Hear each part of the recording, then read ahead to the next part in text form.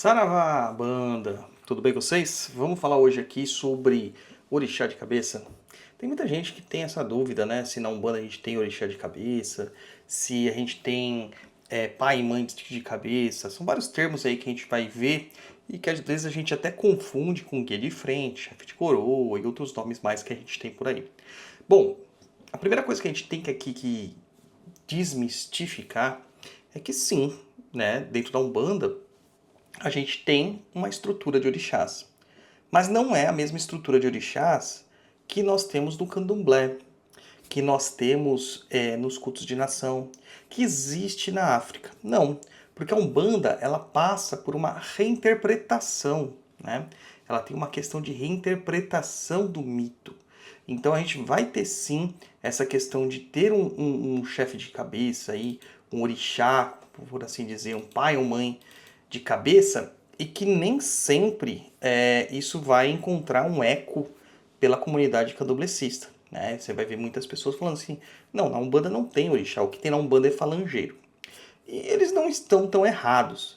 É que, no nosso entendimento, o falangeiro, de certa forma, ele é a representação da força do orixá.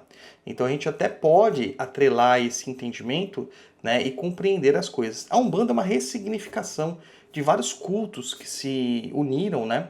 Então a gente vai ter aí tanto informações, contextos, inteligências, ideologias, lendas, mitologias da cultura banto, da cultura iorubá, da cultura fon, da cultura indígena, da cultura ibérica, seja ela pelo catolicismo popular, seja ela pela feitiçaria ibérica, seja ela pelo kardecismo, porque sim, né, o espiritismo kardecista influencia a Umbanda no começo do século XX, para que a Umbanda se torne aquilo que nós temos aqui hoje. Tá? Então a gente tem essas conotações aí que a gente tem que levar em consideração. Então, ao pé da letra, dentro da Umbanda, não existe o orixá de candomblé. Não existe o orixá africano. Então a gente pode até fazer umas comparações assim. Iemanjá, lá na África, ela é uma orixá do quê? Ela é uma orixá de um rio. Aqui no Brasil, ela é orixá do quê? Das águas, normalmente atribuído o mar a ela. Assim como a gente vai ter diversos outros orixás que têm a sua simbologia alternada. A sua simbologia ela vai ser reinterpretada para caber dentro da mitologia aqui refeita, diaspórica, atravessando o Atlântico que nós vamos ter. Tá?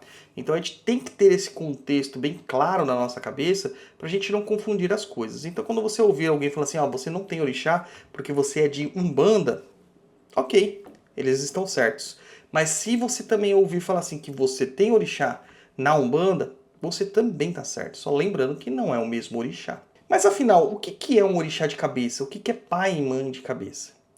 Dentro de uma ideologia de Umbanda, entendam, Umbanda, a gente pode dizer que orixás de cabeça são as forças que regem a nossa vida. Não confunda com signo, não confunda com horóscopo, não confunda com nada desse tipo, tá certo? O orixá, na verdade, ele vai ter duas representatividades. Tem casas que trabalham com orixás de um gênero na frente, né? De uma polaridade na frente, e um de polaridade diferente aos fundos, ou como é dito no juntó. Então a gente vai ter um orixá, por exemplo, masculino à frente, naturalmente você vai ter uma orixá feminina nas costas, né, no juntó, nos fundos. Em outras casas não. Em outras casas a gente pode ter tanto masculinos quanto femininos em dupla, né? Não tem problema nenhum, em casal aí não tem problema nenhum.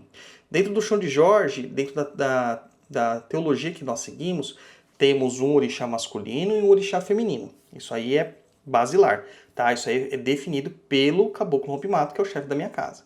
Em grandes partes das casas que eu conheço também é assim. Mas nós temos lá dentro também algumas exceções, tá? Tem gente que tem dois orixás masculinos e tem gente que tem dois orixás femininos. E agora vamos entender a questão do que é o orixá da frente. O orixá da frente, ele é a força representativa da sua consciência. É muito daquilo que você se apresenta ao mundo, de como o mundo te enxerga, de como o mundo te vê, de como você se porta perante o mundo. E nós temos também os orixás de fundos, né? O orixá de fundo, o orixá de juntó, de ajuntó, que seria o seu subconsciente. que seria aquele orixá que vai dar um contexto e vai complementar as forças do seu orixá de frente. Então, por exemplo, uma pessoa que tem um orixá muito aguerrido na frente, como um Ogum, provavelmente ele vai ter uma Oxum ou uma Iemanjá de fundos para dar uma segurada na onda. Mas e naquelas pessoas que têm Ogum e Yansan? É que o caráter bélico precisa ser impelido na vida daquela pessoa. E nem sempre a gente tem que entender que a gente é que nem a Gabriela, síndrome de Gabriela, né? Eu nasci assim, eu cresci assim, eu sou assim, acabou, né? Não é assim, tá? Se eu tenho essa força à minha frente, é porque eu tenho que trabalhar os aspectos positivos e negativos. Os positivos vão me dar vantagens, né, perante a vida, e os negativos vão me dar problemas. E eu tenho que controlá-los. E geralmente a gente controla com aspectos do orixá do fundo. Tá? Então o Ogum, novamente, que eu citei aí, que por acaso é a minha coroa, né, Ogum Iemanjá, ele é muito briguento, é muito impulsivo, sempre está arranjando treta e tudo mais. Qual que seria o contexto para combater essa situação? A Iemanjá atrás, dando uma refrigerada no trabalho. Tá? Uma pessoa que tem Yansan de frente, é uma pessoa que está sempre em movimento, sempre aguerrida, sempre fazendo as coisas, e às vezes de forma muito impetuosa, sem pensar muito. Se ela tem um Ogum atrás, você já vai imaginar, puxa, já é uma pessoa bélica demais, é briguenta, é que não sei o que e tal. Não, o Ogum é o estrategista. Então ele vai pegar todo esse ímpeto de Yansan e vai fazer com que ela tenha estratégia para lidar com a situação. Tá? E a gente normalmente vai descobrir pai e mãe de cabeça, os orixás que nós temos, quando nós vamos fazer um ritual de confirmação na Umbanda.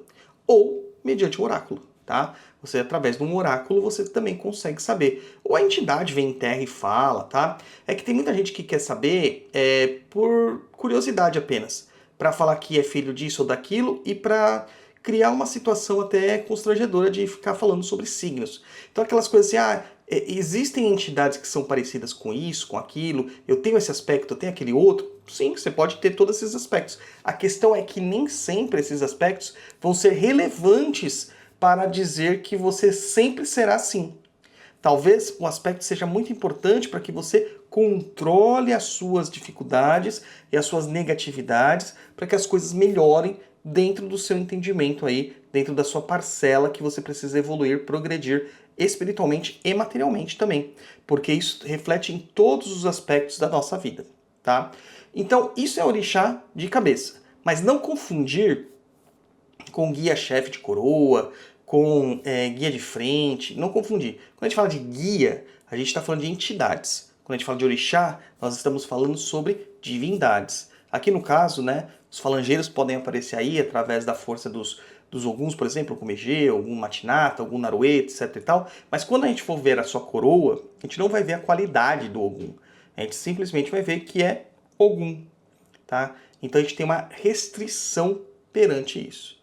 E na minha Umbanda, por exemplo, a gente tem uma restrição também até sobre quais os orixás que pegam a cabeça. Tá? Então você vai ter lá Oxalá, você vai ter Ogum, você vai ter Oxóssi, você vai ter Xangô, vai ter Yansan, vai ter Iemanjá, Oxum, Nanambruquê, Omulu. Ponto. Ossain não aparece, Oxumaré não aparece, tá? Então você tem esses daí que não vão aparecer. Muito menos os que a Umbanda Sagrada fala que existem, né? Aí que não aparecem mesmo. Então, assim, a primeira coisa que eu peço para vocês é que quer saber os seus orixás, para cuidar deles, porque ao momento que você souber os seus orixás, eles precisam ser cuidados. Pelo menos uma vez ao ano, você vai ter que entregar uma oferenda do seu orixá, do jeito que o seu orixá gosta, tá? Então, saber o orixá não é só você saber o nome e as qualidades, mas saber também como cuidar dele. Se você não vai ter condição de cuidar do seu orixá, contenha o ímpeto. A ignorância, ela é uma bênção em alguns aspectos. Você não vai ser cobrado sobre aquilo que você não conhece, certo? Então é isso aí, gente. Saravá toda a banda. Até mais.